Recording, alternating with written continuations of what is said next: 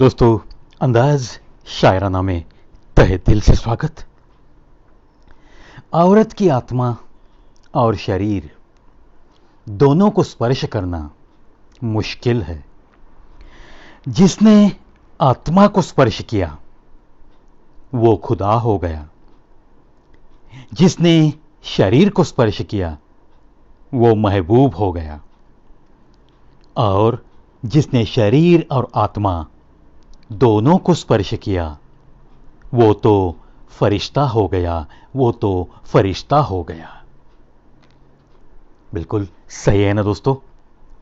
देखो दोस्तों, प्यार मोहब्बत जब एक ऊंचाई पे पहुंचती है तब जाके ये स्पर्श के एहसास जो होते हैं वो भी ऐसी चोटी पे पहुंचते हैं मानो कि वो सिर्फ तन बदन की बात नहीं रहती, रूह का मिलन जिसे कहते हैं वही तो हो जाता है। और तब जाके ही हम ऐसा कह सकते हैं कि चलो यहां सिर्फ शरीर को नहीं बल्कि आत्मा को भी स्पर्श हो गया है।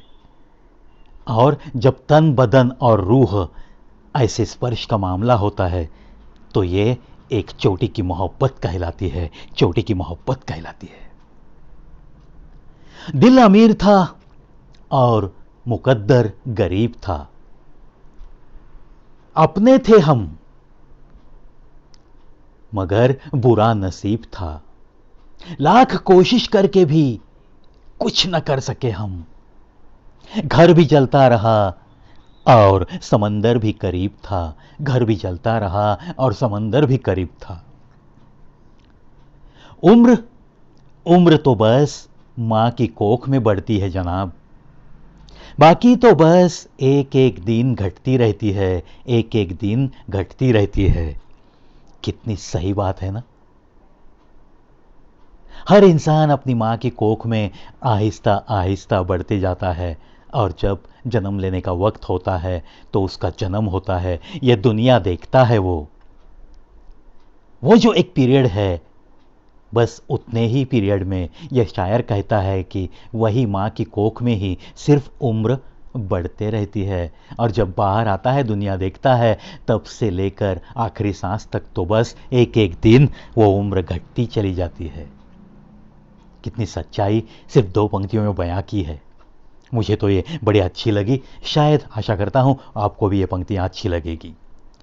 तेरी वफाएं इतनी ज्यादा है, तेरी एक बेवफाई को रखने की जगह ही नहीं है मेरे पास। क्या बात है। इसीलिए तो कहते हैं दोस्तों, गलती तो हर इंसान से होती है। इसीलिए एक आध दूसरी गलती अगर मोहब्बत में माफ करने की अगर आप में काबिलियत है तब जाके ही शायद आपकी जिंदगी हसीन हो सकती है। तेरी वफाई इतनी ज्यादा है, तेरी एक बेवफाई को रखने की जगह नहीं है मेरे पास। चलो एक आध बार तेरा पांव फिसल गया है, तुझसे बेवफाई हो गई मेरे साथ, लेकिन तेरी वफाओं से मेरा दिल इतना भरा है कि चल एक बेवफाई तो मैं यूं ही ऐसे ही माफ कर सकता हूं, क्योंकि वो बेवफाई रखने के लिए मेरे दिल में तो जगह नहीं है। मेरा दिल तो बस तेरी वफाओं से भरा हुआ है। कितनी सारी वफाएं तूने आज तक की जिंदगी के सफर में मेरे साथ निभाई है। ऐसा बड़े दिल वाला कोई ये शायर दिखता है। जो बड़ा दिल आजकल की दुनिया में दिखता नहीं है, बड़ा ही दुर्लभ हो गया है।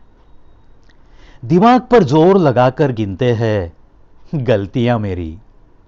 कभी दिल पर हाथ रखकर पूछना कसूर किसका था, कसूर किसका था। जिस तरह चाहे नचा ले तू इशारे पे मुझे ऐ मालिक। आखिर तेरे ही लिखे हुए अफसाने का किरदार हूं मैं। आखिर तेरे ही लिखे हुए अफसाने का किरदार हूं मैं। ऐ खुदा, मेरी जिंदगी तो बस तूने ही लिखी है।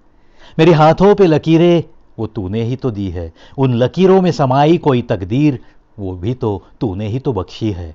आखिर मैं कौन हूं, तूने ही लिखे हुए अफसाने का बस एक किरदार हूं, इस भीड़ का हिस्सा हूं।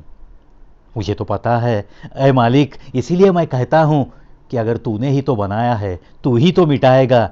चल नचा ले पूरी जिंदगी भर बस तेरे ही इशारे पे, मैं तो बस किरदार निभाने के लिए तैयार खड़ा हूँ, तैयार खड़ा हूँ। यही तो हमें सबको करना है दोस्तों, क्योंकि हर किसी की ज़िंदगी तो एक बंद मुट्ठी है और वो जैसे जैसे खुलती रहती है। बस हमें तो ये कोशिश करनी है कि उस ज़िंदगी को हसीन कैसे बनाया जाए, चेहरे पे मुस्कुराहट लाते हुए इस ज़िंदगी के साथ कैसे निभाया जाए। चलो कोशिश करेंगे, हंसते रहेंगे, मुस्कुराते रहेंगे और देखते रहेंगे कवि प्रविश शो ऑन यूट्यूब।